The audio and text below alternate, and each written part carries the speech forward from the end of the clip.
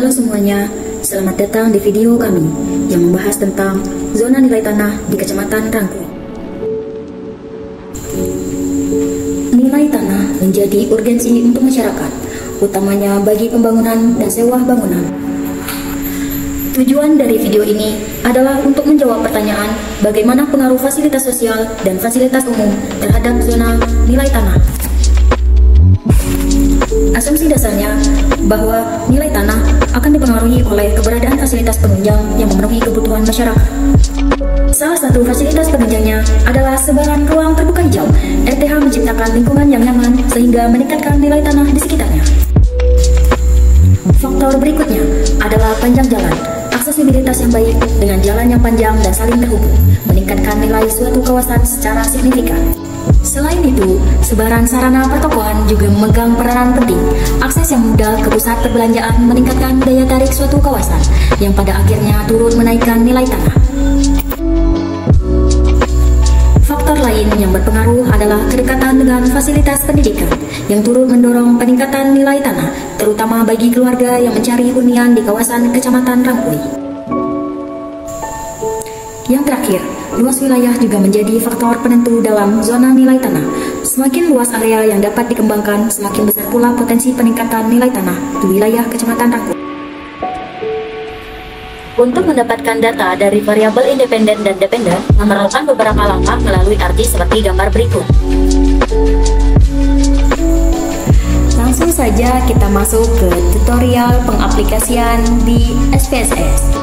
Pertama, Anda membuka aplikasi SPSS, masukkan data dari variabel-variabel yang telah dijelaskan sebelumnya. Klik analis, pilih regresi, dan klik linier. Masukkan data dependen pada kolom di atas, untuk data independen di kolom bawah.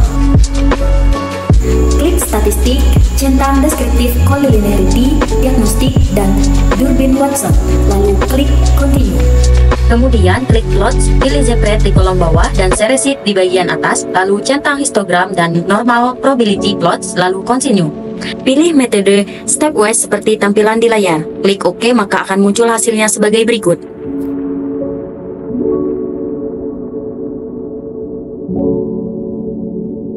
Tabel pertama, deskriptif statistik. Nilai tanah menunjukkan variasi yang besar antara wilayah satu dengan lainnya, dengan rata-rata yang cukup tinggi. Hal ini bisa menjadi indikasi adanya wilayah dengan nilai tanah yang jauh lebih tinggi dari rata-rata. Ruang terbuka hijau dan luas wilayah menunjukkan bahwa wilayah Kecamatan Rangkuy memiliki ukuran area yang luas, mencakup area hijau yang cukup signifikan. Panjang jalan, jumlah sekolah, dan pertokoan menunjukkan bahwa wilayah Kecamatan Rangkuy secara umum memiliki fasilitas yang memadai, meskipun jumlah sekolah relatif rendah.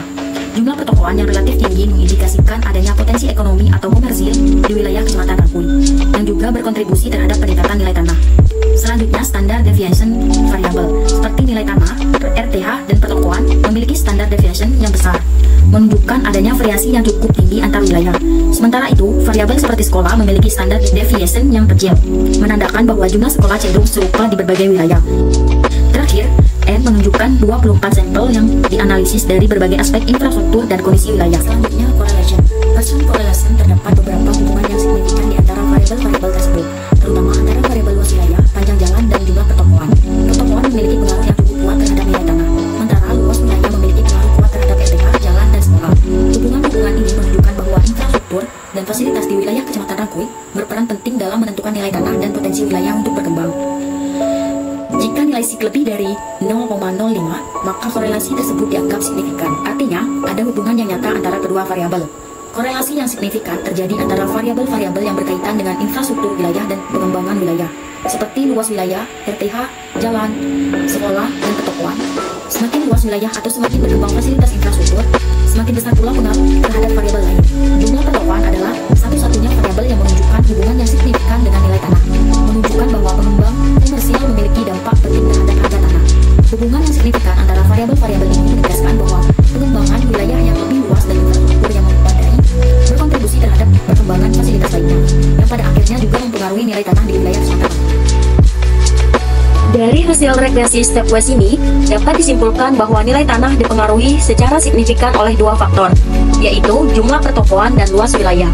Selanjutnya ada model summary. Square untuk model 1 adalah 0,200 140, yang berarti 24% varian dalam variabel dependen atau nilai tanah dapat dijelaskan oleh prediktor atau pertokohan. Sementara itu, model 2 memiliki R-square sebesar 0,436, menunjukkan bahwa 43,6% varian dalam variabel dependen dijelaskan oleh kedua prediktor. Untuk unadjusted R-square, kedua model menunjukkan daya penjelasan sedikit lebih rendah setelah penyesuaian. Durbin Watson untuk model 2 dengan nilai 1,121, nilai ini menunjukkan adanya beberapa autokorelasi positif dalam residual tetapi tidak jauh dari 2, yang menunjukkan tidak ada autokorelasi yang signifikan. Pada tabel ini, model 2 lebih signifikan daripada model 1, karena model ini melibatkan dua variabel independen, yaitu pertokohan dan luas wilayah, yang bersama-sama menjelaskan varian nilai tanah dengan lebih baik. Hal ini terlihat dari nilai P atau SIG yang lebih kecil di model 2, yaitu 0,002 dibandingkan dengan model 1, 0,015, menunjukkan bahwa model 2 memiliki tingkat signifikasi yang lebih tinggi. Selain itu, statistik F pada model 2, yaitu 8,131, juga lebih besar dibandingkan model 1, yaitu 6,958, menunjukkan kekuatan model yang lebih baik dalam menjelaskan hubungan antara variabel independen dan dependen. Dalam tabel koefisien, pertokohan secara signifikan mempengaruhi nilai tanah di kedua model. Pada model 2, luas wilayah menambahkan pengaruh negatif yang signifikan. Multikolinearitas tidak menjadi masalah dalam model ini, karena nilai VIV dan tolerance berada dalam batas yang wajar. Model 2 lebih kuat dibandingkan model 1, karena mempertimbangkan kedua variabel independen yang memberikan penjelasan lebih lengkap terhadap variasi nilai tanah. Pada tabel ini menunjukkan bahwa model 1 variabel RPH, luas wilayah dan jalan memiliki pengaruh negatif signifikan terhadap nilai tanah. Sementara sekolah tidak signifikan. Pada model 2 tidak ada variabel yang signifikan dan terdapat masalah multikolinearitas tinggi, terutama pada RPH dan jalan, yang membuat hasil kurang dapat diandalkan. Perlu dilakukan perbaikan model seperti mengeluarkan variabel yang menyebabkan multikolinearitas tinggi. Pada tabel ini, model 1 ada indikasi multikolinearitas moderat antara pertokohan dan luas wilayah, tetapi tidak parah menurut CI. Pada model 2, luas wilayah menunjukkan masalah multikolinearitas lebih serius dengan proporsi varian tinggi di dimensi 3, meskipun CI tidak cukup tinggi untuk menandakan masalah besar. Dari tabel residual statistik, kita dapat menyimpulkan bahwa model regresi yang dihasilkan menunjukkan prediksi yang baik untuk sebagian besar data. Namun, ada beberapa outlier atau pengamatan dengan residual yang besar dan jarak homologis tinggi, yang berarti pengamatan ini mungkin memiliki pengaruh yang cukup besar pada model. Hooke's distance menunjukkan bahwa tidak ada satupun pengamatan yang memiliki pengaruh sangat besar terhadap keseluruhan model. Model regresi untuk memprediksi nilai tanah menghasilkan distribusi residual yang mendekati normal, yang berarti model ini cukup memadai dalam memenuhi salah satu asumsi utama regresi.